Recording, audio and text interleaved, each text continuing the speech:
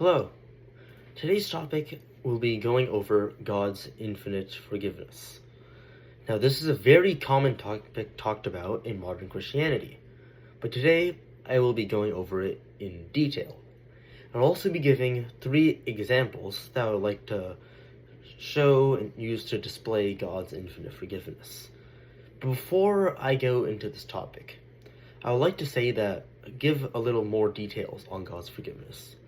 God can do anything, but another thing you should know is that God is love, and love involves forgiveness. God can already forgives anybody for their sins because he knows why they sin. He already knows everything is going to happen. It's just that people have to go and ask for forgiveness, because we have to know that whatever we did is bad and have it change. Anyways, the first example I would like to go over is Job. Yes, Job from the book of Job, which I actually just recently finished. Anyways, Job is a devout Christian. He was a devout Christian. He followed God. He loved God. He was a very successful man, too. He had tons of land, tons of sheep and livestock, a loving family. Everybody knew Job. But one day, a Satan, in lowercase, keep in mind, said to God, "Oh, this Job person, he will clearly give up on you when opposition arrives. As soon as his life turns into torture, he will cast you aside." And God said, "Okay, we will do what you said. We will try, and I will test Job. But I know he will not fail, and if he does fail, I will be able to forgive him, thus making him not fail." Anyways, Job suddenly started to feel an insane amount of torture. Boils started to appear on his head. Physical pain a ton. Everybody started to hate him. People were killed. He lost everything, including his livestock, all his money. And then Job, the devout Christian, gave up on God. Even a bunch of prophets came, like brothers, and talked to Job. They debated with Job. Most of the book of Job is a debate. Most of it is in that format. But Job debates with those prophets for an insanely long amount of time. Job began to see himself as above God. Yes, above God. And we all know that's not really a good thing to think, because God is the one who is above all. He said that God punishes the wicked and the just. He says that he punishes them just as much. He basically said he doesn't have any love. So he completely turned against God, Job, the devout Christian.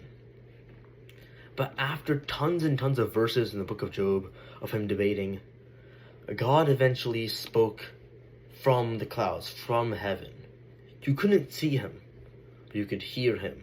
Literally, you could hear his voice. But God did not strike Job down with a bolt of lightning. He did not send his soul down to hell or anything. He did not add more torture to the pain packer of whatever he has. No. He did to Job just as Job asked. A debate. A lawsuit, even. Job, it's even said that the book of Job is like a lawsuit, the entire thing.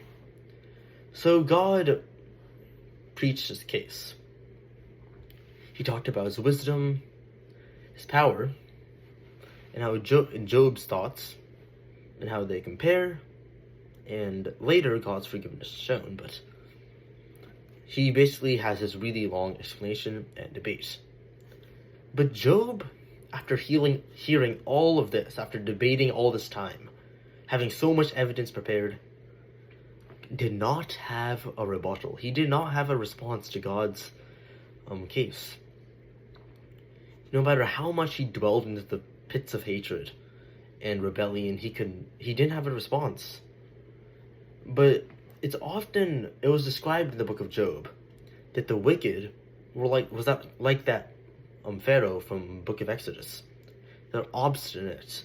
When they receive humiliation or humility or forgiveness offered to them, they run away. That's what it was like in the Old Testament. Many examples shown like that. However, Job did not do that. Job kneeled down. He asked for forgiveness. He acknowledged that he was wrong directly to God. And God didn't say, no, you have gone too far. He did not add more torture to Job's life. He forgave him. He already forgave him. Job just turned himself in. He turned himself in and became free. Job, then his treasures multiplied. He grew much more successful. Job just asked for forgiveness. He got way more. Job got even more loving. His family multiplied. His wealth multiplied. Everything. His life was not back to normal. It was soared. His lifespan was very long. He was restored. Second example I'd like to go over is Apostle or Saint Paul. Before he met Jesus, Paul was a devout Jew. Very good. But he despised at the time, early Christian doctrine. So he would hunt down Christians at the time. He would drag them out of their homes, as it said. He would persecute them. He would kill them. He would humiliate them. He even stoned the first Christian martyr. And he thought he was doing the right thing. He thought he was giving retribution or divine justice. That's what he was thinking he was doing. But when Jesus came, Jesus didn't kill him or anything. He didn't strike him down. Paul joined Jesus, and he was cleansed. And now, he's one of the most popular saints ever. The last example I'd like to give is of Judas. Judas Iscariot, from New Testament, very famous figure. As many people know, the disciple that betrayed Jesus on the Last Supper. He sold Jesus, offered to kill Jesus for silver, a temporary thing that can be easily handed over to somebody else. He traded silver, a temporary world thing, for Jesus, the eternal God. And his vision was clouded. He just turned the silver in. Jesus crucified. That's a completely separate topic to go over. Let's just say he was far beyond brutal.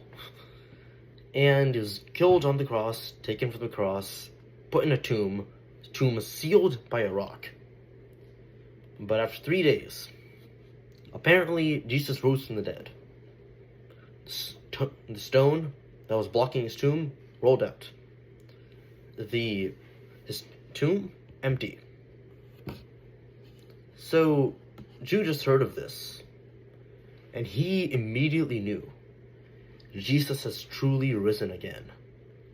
And once more, his vision was clouded by urgency. He thought Jesus would come down and strike him and kill him and say, "How dare you? How dare you betray me?" But Jesus already knew Judas would betray him. He willingly sacrificed himself. But Judas didn't understand that. Judas thought he was going to receive this divine vengeance and justice.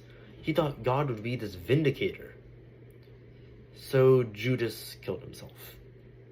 He could have asked for forgiveness, like Paul and Job did. But he forgot about God's forgiveness, and he avoided Jesus' warm, or in my case, chill, forgiveness. And he died through his own will. But still, the point of this video is to educate you. I hope you learned about God's endless forgiveness. And this was just some biblical stories, but hope you can apply it to your life someday. And I'll see you next time. God bless.